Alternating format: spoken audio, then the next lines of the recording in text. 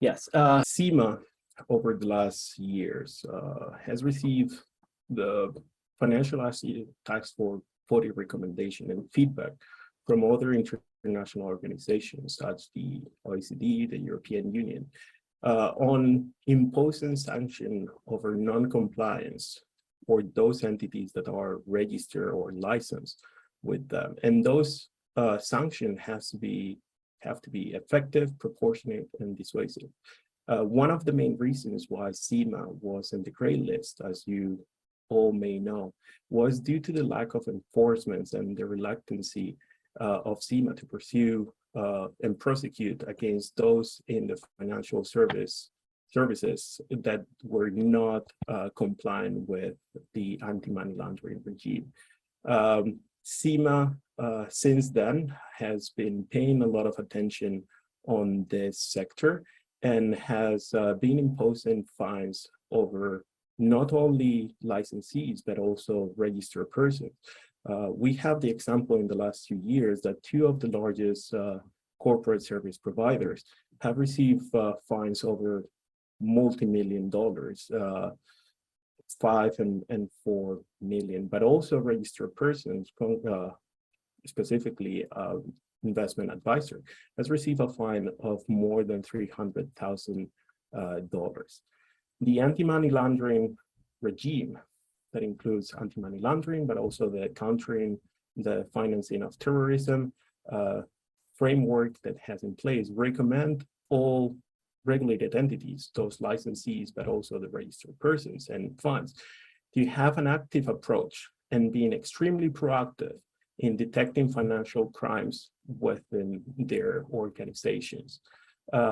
Therefore, the anti-money laundering regime recommends that all registered persons have independently conducted anti-money laundering audits. How often? It will depend on what their anti-money laundering manual says. So for example, if an investment manager that only have one client that is a fund, and this fund invests in commodities or stock exchange, and is all done through fiat, subscription, and redemption, it's a very low risk. They may want to have AML audits every 3 years or 4 years. If the investment manager has a more risky approach, it will be recommended that their anti-money laundering manual says that they may conduct anti-money laundering audits every 2 years or even shorter terms. But they will always have to be performed by experienced third party with extensive knowledge and understanding of the Cayman Island anti-money laundering regime. It's not the same that having those AML officers within their same organization that may have certain knowledge of the Cayman Island anti-money laundering regime. No, it's recommended that it has extensive knowledge and understanding of this regime. So for the audit, considering the independent aspect of it, it's recommended to engage third-party service providers. What is the aim of this anti-money laundering audit? Is to test the AML framework that these investment managers and investment advisors have in place and compare it against the anti-money laundering regime in order to identify any technical deficiency. Because once you have identified those technical deficiency, it's very easy to use the AML audit as a mechanism to strengthen the registered person's anti-money laundering program. So once we have identified those deficiencies and we put in place how we're gonna strengthen the anti-money laundering program, we can allocate all the resources and all the budget that we need to put remedies in place in order to be compliant with the anti-money laundering regime of the Cayman Islands. And one of the main ideas is to focus in the adequacy of the anti-money laundering policies and procedures. The systems and all the controls that each investment advisor and investment manager has in place. Because when we say adequacy is, for example, how can a AML manual be adequate? Well, is it adequate with the updated anti-money laundering regime, but also is adequate with the business that the investment manager is undertaking?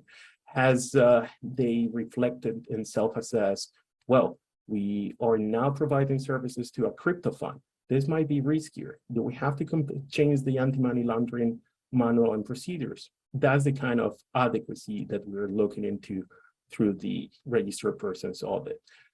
And after that, we have to focus always in, do we maintain a list of the clients that we have in place? Do we assess the onboarding of that client? Because those clients for investment managers and investment advisors are going to be mainly funds, but still we have to assess, or the registered person has to assess the onboarding part. Do we have an adequate periodic review of the operations and the clients?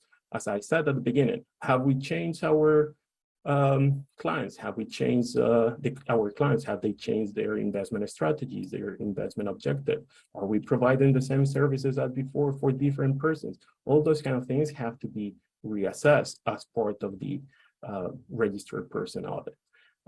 Then we focus in the reporting procedures, because we have to appoint AML officers. Those AML officers have different functions, but everybody within that organization have to be aware of the AML risk and the AML policies of the investment manager and the investment advisor, and have to keep a detailed log of all the onboarding and how often do we do reports, how often do we raise concerns, and all those kind of things. And then the last thing that an AML audit will focus is on the AML officer, the AMLCO, the MLRO, and the DMLRO.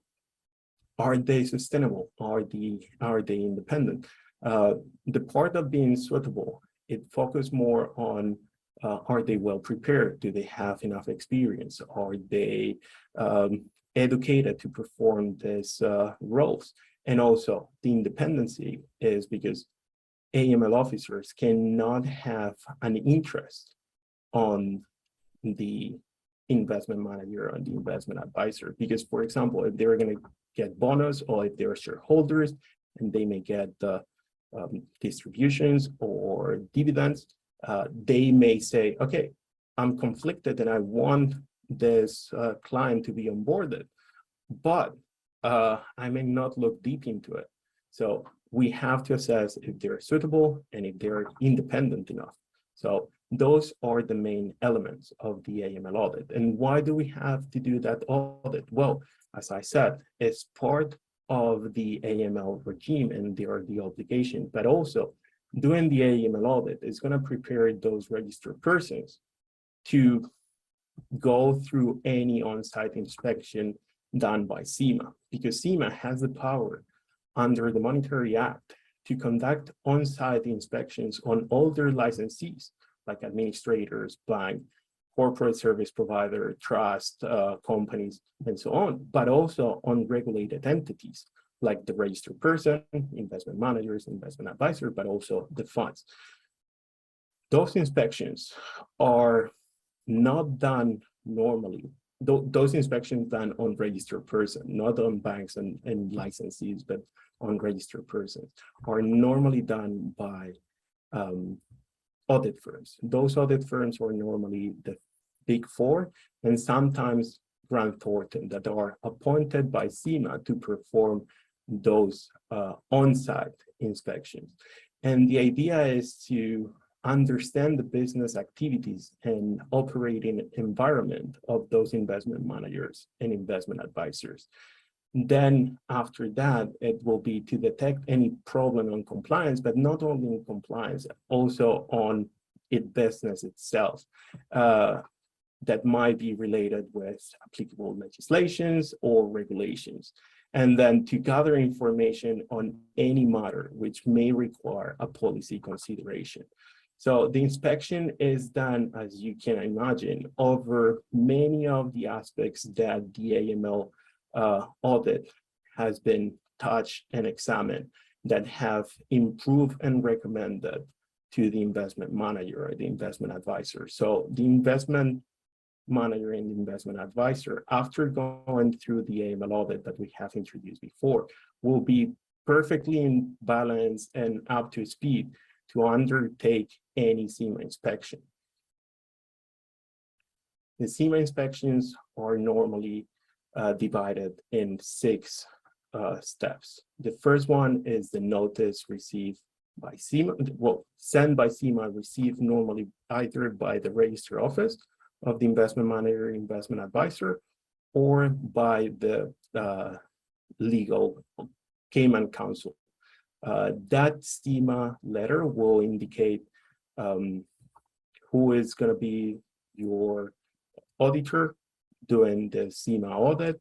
It will say it's PwC, EY, Grant Thornton, Deloitte.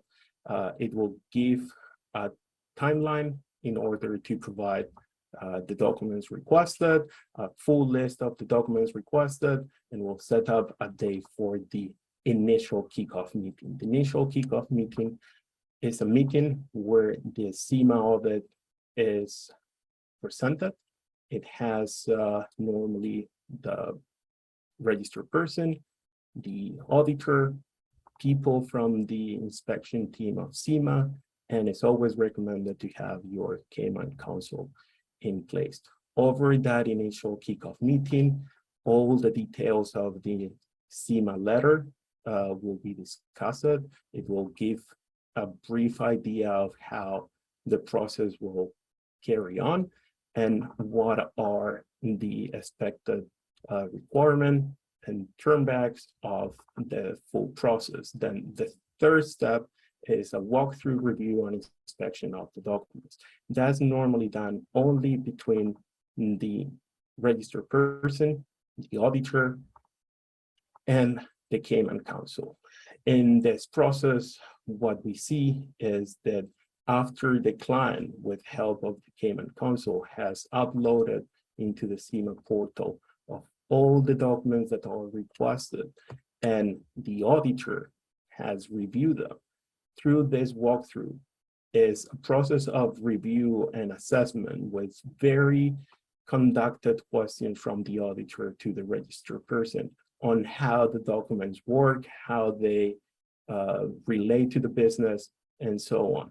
We have experienced not only one walkthrough meeting, but up to 4 walkthrough meetings with the client and the auditor, just to get up to speed with the documents. Sometimes the file in it doesn't have the same name, or it doesn't have exactly the same content, but it's just an opportunity to discuss and understand more about this process.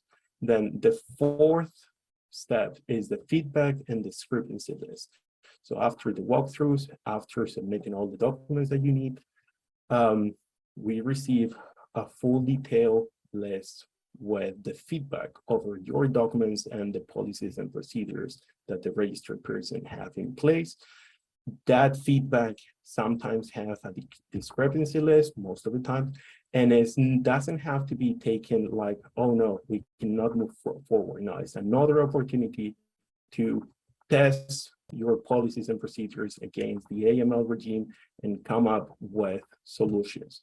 Those solutions, it doesn't imply that they have to be prepared at that moment to solve that problem. No, it's, as I said, it's a moment for self-assessment. Go back and say, oh, I have that document there that has been discussed and has been approved, and we can provide that as part of the documents required. Most of the time, CIMA asks for board meetings where those documents are discussed and they're approved. A board resolution, a simple board resolution, may not do. So we always recommend our clients that they have periodical board meetings where they discuss all documents and all changes to those documents that they have in place and approve those changes and approve those new documents in order to offer CIMA that list of documents, that list of statutory resolution saying we have passed a board, we have assessed these documents, we understand that this is the best for our company, and we approve that this policy is now on in place. Then after going through the feedback and discrepancy list, the fifth step is the closeout meeting.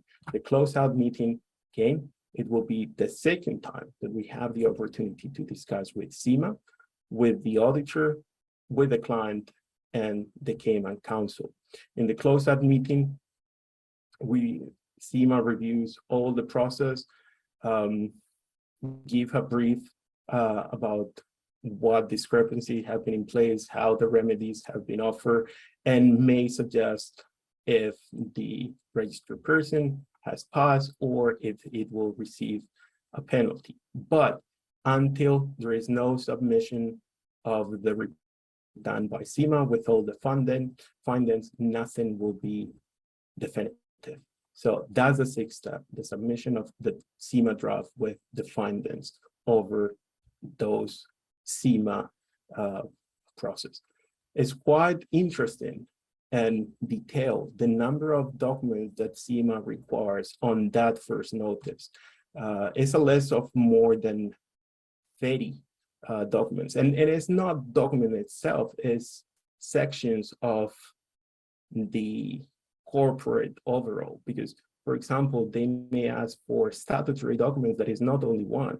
It will be the memorandum, the articles of association, certificate of incorporation, a structure chart, also policies and procedures over major risk areas. So it's not only the AML manual, but also AML procedures. Do we have logs of the onboarding of the clients? Over those logs, do we assess the risk?